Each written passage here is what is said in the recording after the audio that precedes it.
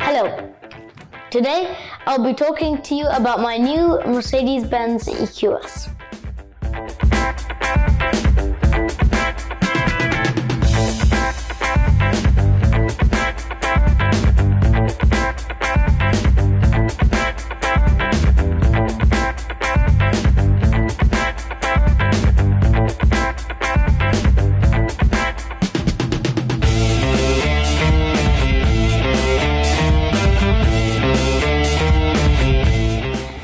So, the EQS is an electric S-Class.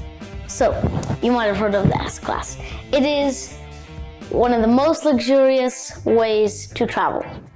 It is a limousine, and it's very comfy in the back and in the front. Mercedes just launched their new S-Class with this huge touchscreen. But now there's an electric version.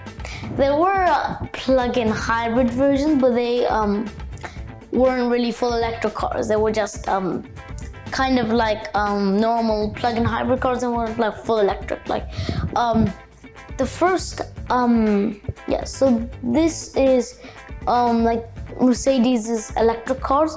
So this is kind of like this is the first era of electric cars. Like it's kind of like with the first diesel cars. It's like there's like nearly all manufacturers are building electric cars, if not all, but they're not that widespread. Like probably 90% of the road is just diesel petrol cars. So yeah, the EQS has a massive infotainment system. It's called the Hyperscreen. So instead of a dashboard, you have a screen. That's so you don't have any like wood or anything. You can't have wood on screens. So basically, instead of a dashboard, you have a screen. So it's 3 separate screens in one big screen. So basically, you have the driver screen, which tells you speed, stuff like that, speed limits, driver assistant features, stuff like that. On the other side, you have your main display, which is like that big. So that is for your navigation, normal stuff. Then you have another display over there, which you can't access if nobody's sitting there. That person needs to access it. So you can do the same thing as in the big screen. You just like don't have some features in the big screen that you have in the small screen, and you don't have some features that you have in the big screen, and those features don't have in the small screen. So it's kind of like a balance of which one is more useful.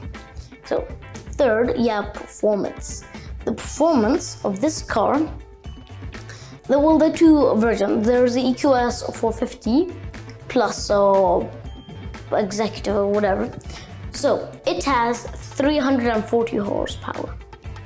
But there's also a 580, which I think has 580 horsepower. So it's more performance. So it has the dual motors, so giving all-wheel drive. One motor on each axle, and that gives a 4-wheel drive. Also, in electric cars, they're quite heavy because of all the batteries. The EQS weighs in at about 2.2 tons or something like that.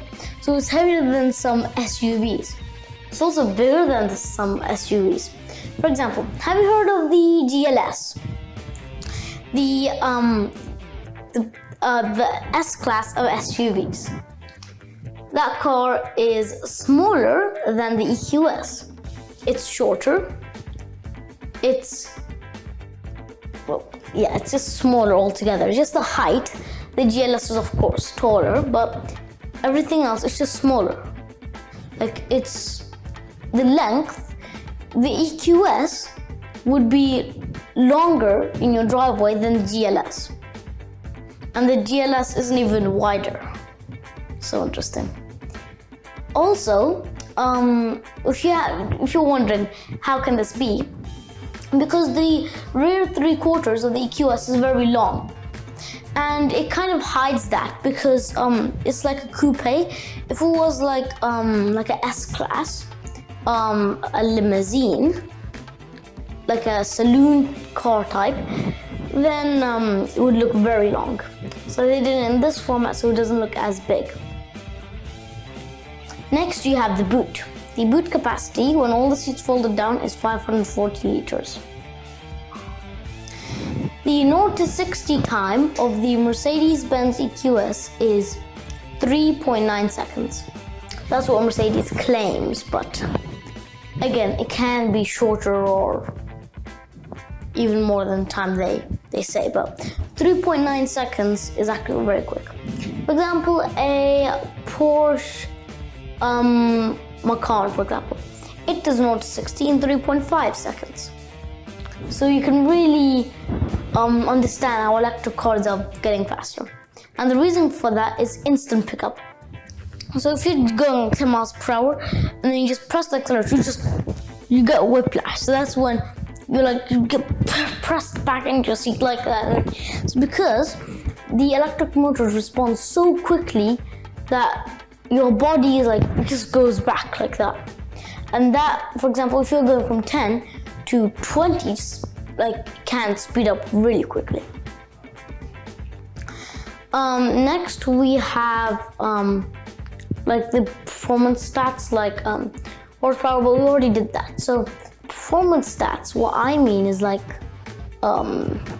kind of what it does for the range and stuff. So the range is over 400 miles, which is pretty good, but it's less than a Tesla Model S Plaid.